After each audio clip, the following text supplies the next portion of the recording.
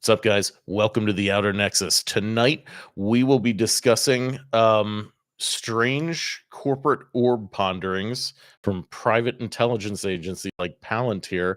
But first, let's check out um, what they're doing over in Silicon Valley.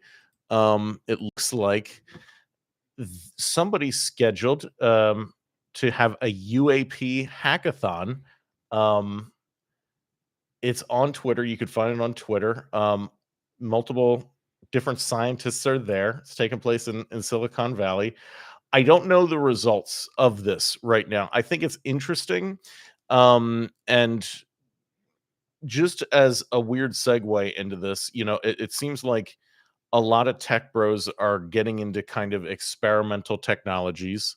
Um, they're One such tech bro. and one such tech bro who is kind of known for funding stuff into UFOs and NFTs and fund and helping Trump fund his campaign um is Peter Thiel. And we'll just throw this picture up of these two goof nuggets, this familiar meme, if anyone remembers it. That's Elon Musk right there when he didn't have hair. He has hair now.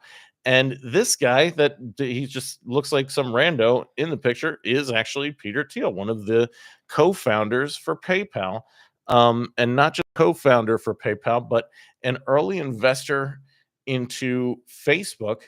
And one of the founders of a company called Palantir. And let's go see Palantir's latest commercial from 4 months ago to see what Palantir does now. Let's check this out.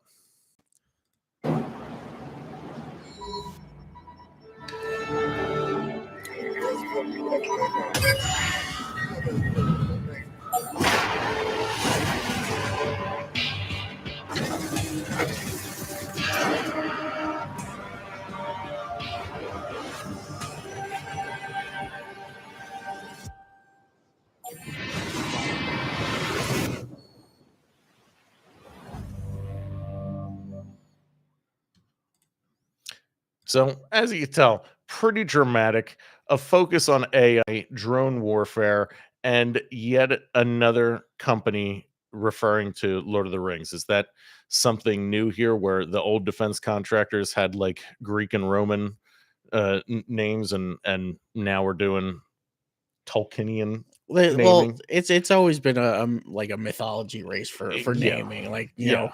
Who's got the coolest name? who's got the coolest name that kind of matches what I wanted to to Yeah. do. But I do think that the naming convention, it kind of gives us a little insight into the angle that they're coming from. So, like Peter Thiel's main venture capitalist firm is called Valar Ventures, and the Valar are the name of what, the super elves in Lord of the Rings. How would you describe the Valar? I believe they're like the demigod type deal. Like they're not the top tier of, and I believe they are elvish. Yeah. But they're above the elves that you normally see, and they don't like. I don't believe they live on the same plane as the mortal races that you normally see. They take the boat over to them at the end, right? At the like that's the plane that they're going to. They're When the going to elves see are the Valar. yeah, they're going to that realm. So that's the angle that they're coming in at here. Yeah. That is they're super elves designing Palantirs to watch over all of us. But another controversial thing. I mean, did you want to add anything to that? No, not really. Okay. So basically the Palantir in Lord of the Rings is a dangerous object that is able to spy across the board through many things. I even think through the Ring of Power itself, it could like look through it, right? Well, no, the eye could see through the Palantir. Okay. Because of who he was, basically. Okay. But one of the big things for the Palantir, and it's the question, that was brought up, like, Saruman, Yeah. showed it off and was like, why should we fear to use it? And Gandalf's Yeah. like, they're not all accounted for. Right. Who's actually looking? Who's using this? Exactly. And I mean, I think that's a really That's a- interesting aspect to have in a book like that from like the turn of the century, right? yeah. And really, I mean, as much as we're going to talk about this, that will be kind of the question: who is actually using this Palantir. the Palantir? Yeah. And yeah, I think it's actually kind of a really great allegory for AI in general. If you think about it, if you kind of overlay it on top of the Lord of the Rings, the ring itself is like this inevitable AI thing that wants to come into existence, and you have to destroy it. Right. Yeah. You know, It only has one master. it only has one master. Mhm. So this new article came out from Futurism. I don't know how new this information is, but I'll just throw this up there. And Billy, I'm gonna read it, and Billy's gonna have his commentary also. So the government hires controversial AI company to spy on known populations on the factory floor, in the operating room, across the battlefield. We build to dominate.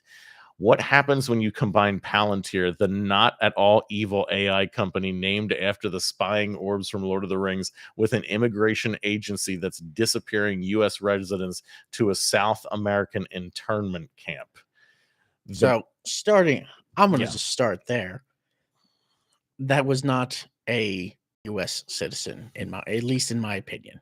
I mean, Which one are you talking about? Kilmar Obrego? yeah, Yeah. we've seen his tattoos that Trump just released. Well, it's confirmed that he was a citizen of El Salvador. Yeah, and like I said, we saw that, and granted, no one besides someone who's directly dealt with him could for sure say anything 100%. Mhm. But the information that were provided, not a U.S. citizen. Yeah. So So and yeah, that in that particular case, that one, Kilmar Obrego, he was not a U.S. citizen. He was a citizen of El Salvador. So I have a hard time wrapping my head around the kind of argumentation around that case.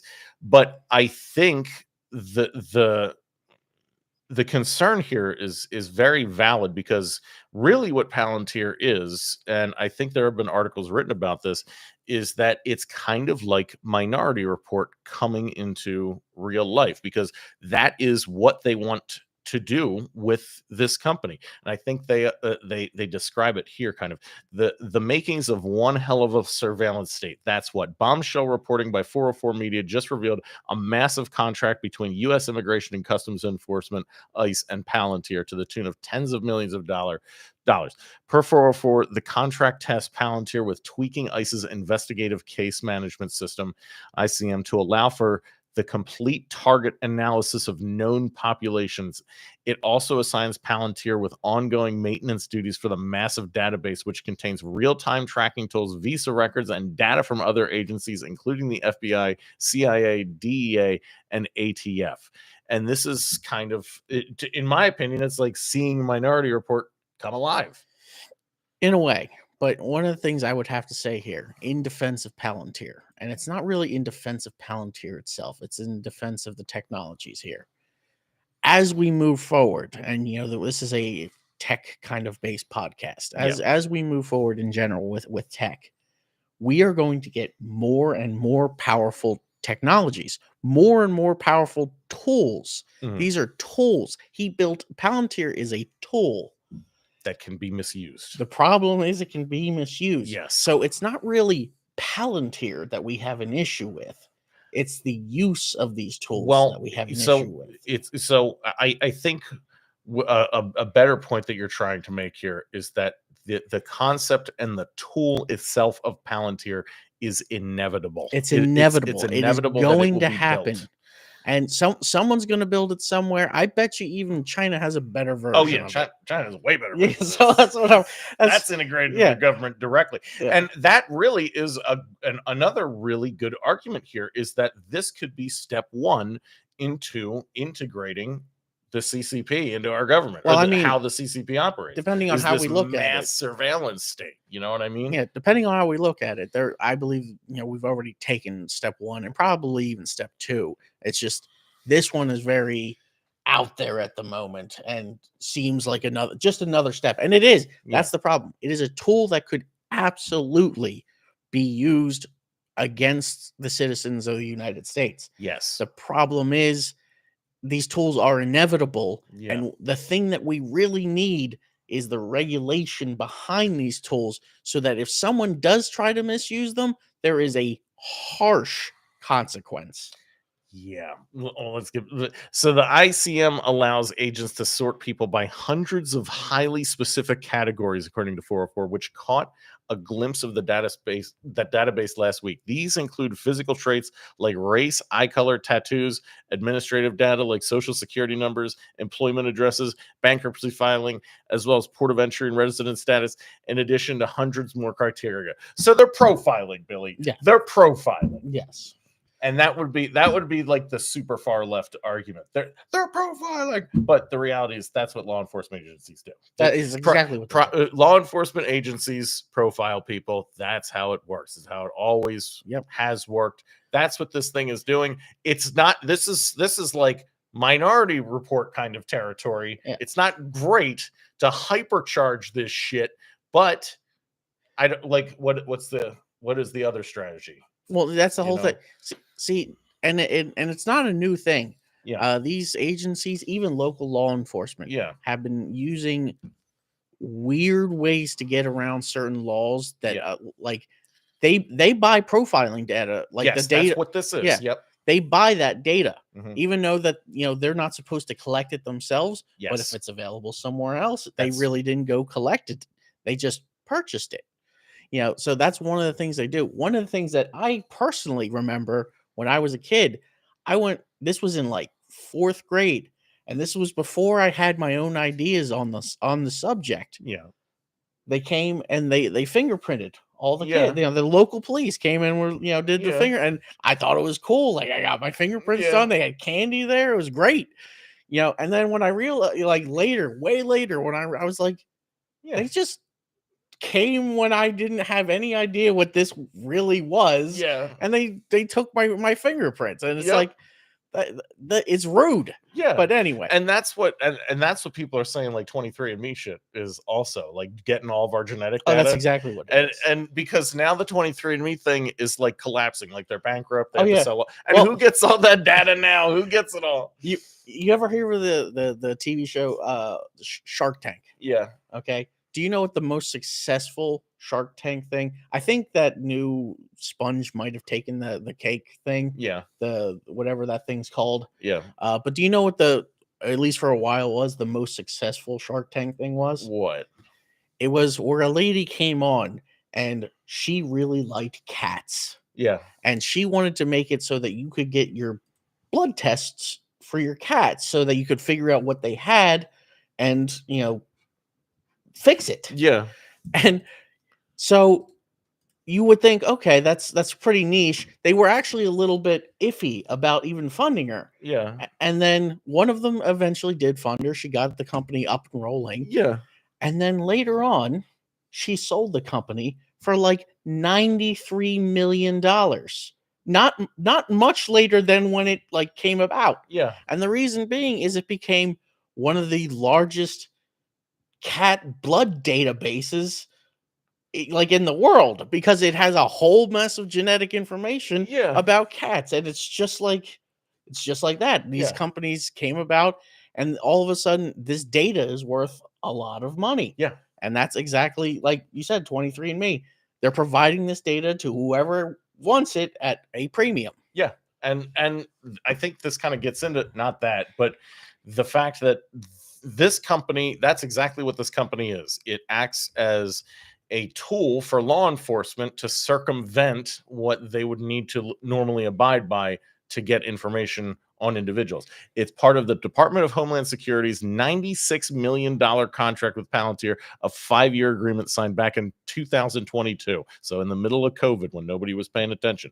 The revelation comes as the DHS under Trump which ICE is an investigation arm, wages a brutal campaign of disappearances and deportations against green card holders, non-residents with work and student visas, and foreign tourists. Some, like permanent resident Mahmoud Khalil or doctoral visa student Rumesa Ozturk, have been snatched off the street by plainclothes DHS agents for expressing what the Secretary of State Marco Rubio calls beliefs, statements, or associations deemed to be at odds with U.S. foreign policy interests. Hundreds of others have been grabbed and whisked away to an El Salvadorian internment camp or to ICE detention facilities in the U.S., leaving families and lawyers in the dark as to their whereabouts.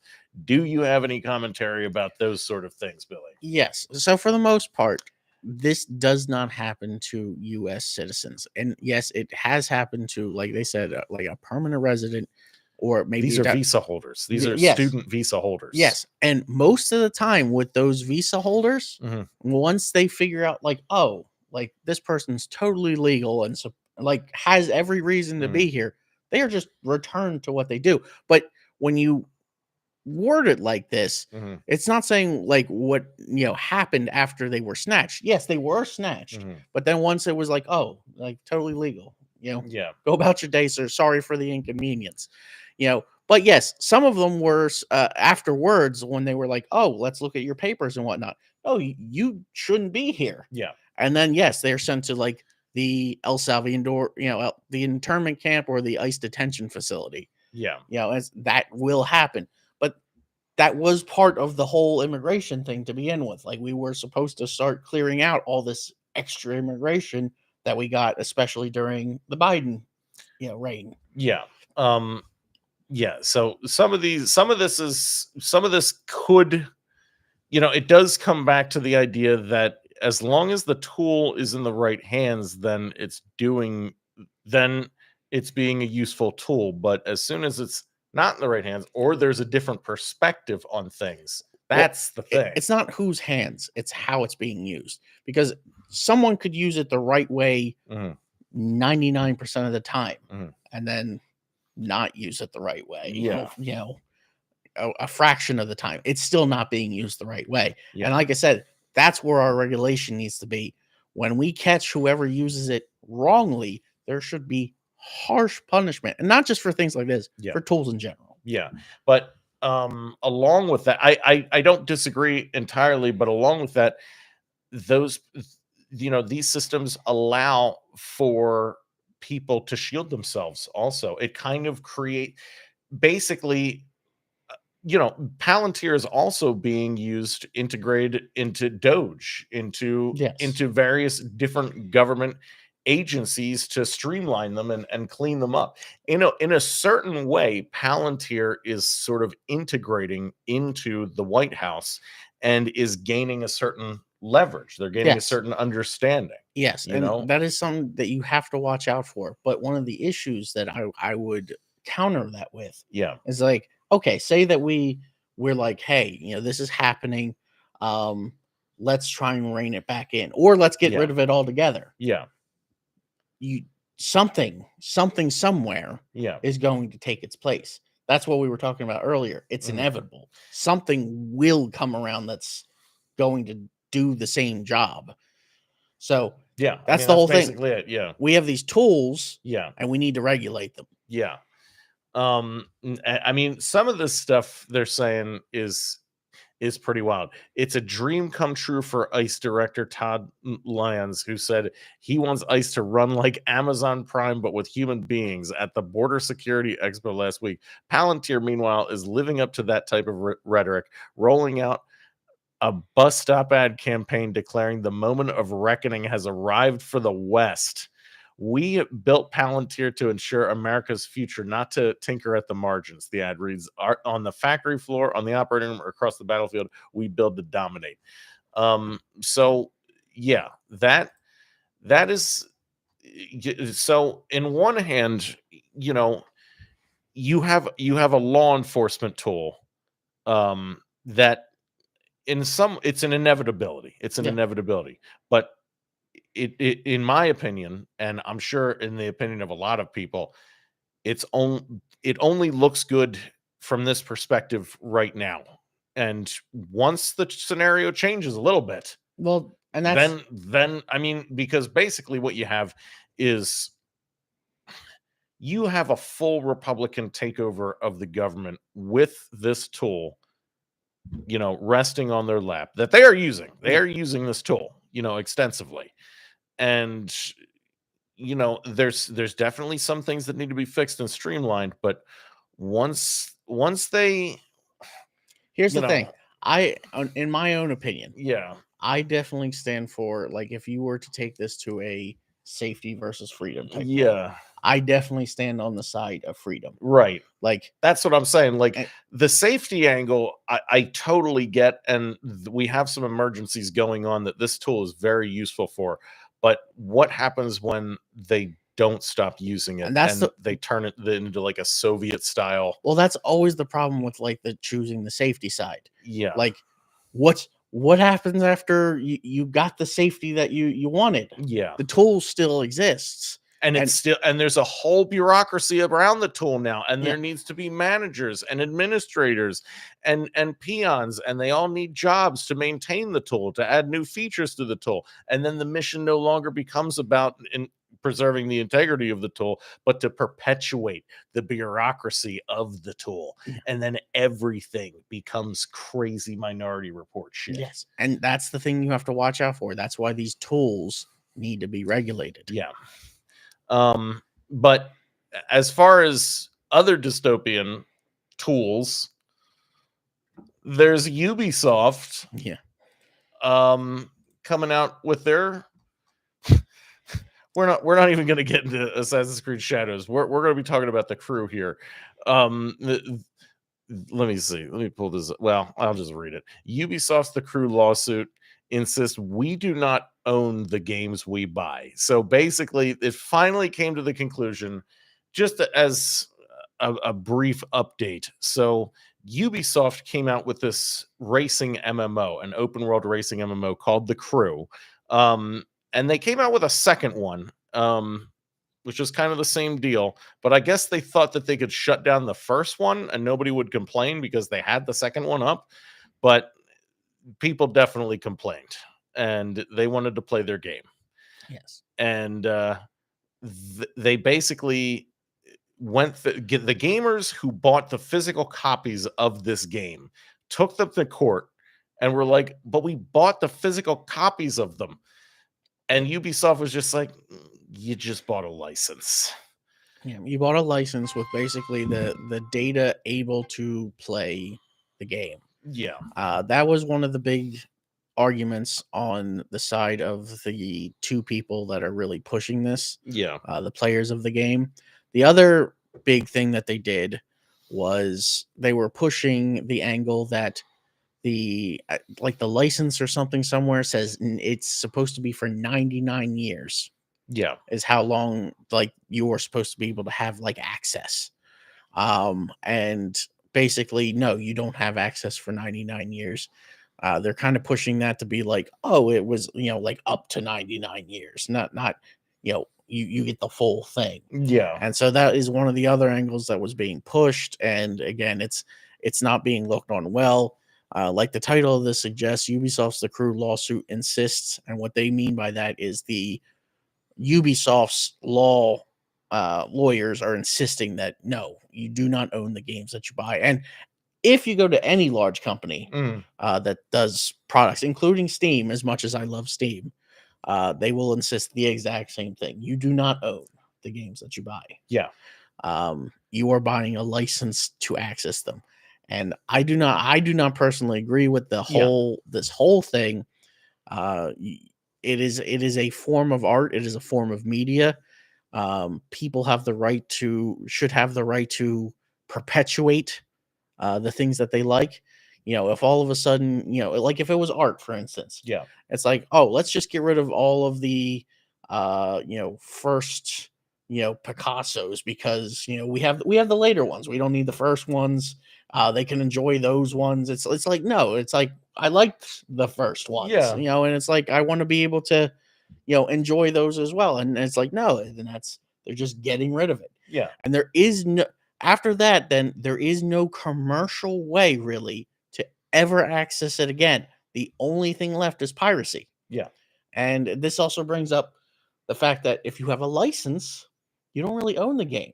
Yeah. So are you really stealing the game afterwards? Well, I think what we're heading towards is digital serfdom. And I think that's the theme of this episode is we're all heading towards digital serfdom. Eventually Palantir will control everything, and we're just going to be licensing out all of our we're not even going to own them anymore. We're just going to rent them from some Netflix like subscription service. That's what Steam will be in the future. Just you could rent your games. Yeah, I mean, you could rent your games. It could turn into something like that, or like the Xbox Live type. Xbox Live, the type, streaming thing. Yeah, where you can just stream any of the games in there. Yeah, As long as you keep paying the price. yeah, And truthfully, it's not a terrible model to some degree. yeah, But it is also not the model that I personally would like. I would like to have a library of games that I know that as long as I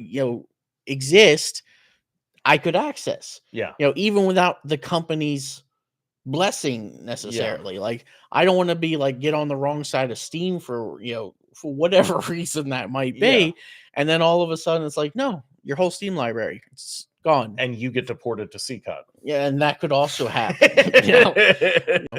But yeah, stuff like that. I don't want it to always just be like the company has the right to just yank everything away. Yeah, And there are a lot of companies that I like. Like I said, Steam. I really like Steam. yeah. Nintendo. I really like Nintendo. But these are two companies that have Nintendo is Yeah. lining up for that. And same with Xbox. I think, well, no, maybe not Xbox, but EA, the CEO of EA was just like, I don't know why we can't just charge for $100 games now. Yeah, $100 game. Well, That should be standard The now. CEO of EA isn't. I don't know if it still is the same guy, but anyway, that dude was insane. Yeah, And one of the things he was also quoted on saying is like, if you're playing like a first person shooter, yeah. it should be like pay per bullet, like Pay per bullet. when you Yeah, empty your clip in like a Battlefield Call of Duty type game. yeah, Like, yeah, you're paying per bullet to fill that thing back up. yeah. So yeah, no, stuff like I don't want to pay more for video games in general. I could see a price hike. I kind of understand where Nintendo is coming from, but it is not the market for that right now. This was definitely not the time to But bring it up. will be when as they keep boiling the frogs. Yeah. It will be the market for that. Well, Once Palantir gets us all used to this digital serfdom environment. yeah, and the thing is, you keep pushing these things, and that's one of the things that we're seeing as well. Is like it's supposed to be kind of a free market. Like, say Nintendo was actually on the other end of this. Yeah, And Nintendo started offering their games at a high discount. yeah, Just to get it into people's hands.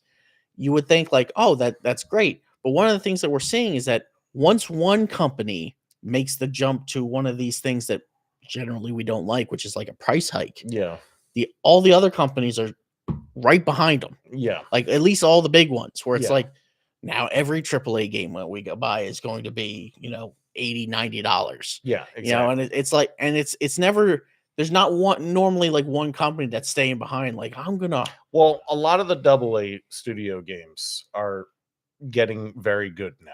Yeah. I've basically given up on AAA studios at this point. I much prefer the AA studios. And in a way, I agree with you because Yeah. I'm a big MMO fan. Yeah, And I'm tired of the MMOs that we have. yeah, Like I want to see the next generation of MMOs. yeah, And it's been like 10 years and yeah, nothing. So yeah. Well, we'll see how that turns out. Yeah. But we'll probably wrap the episode there. Please like and subscribe, guys. We'll see you next time.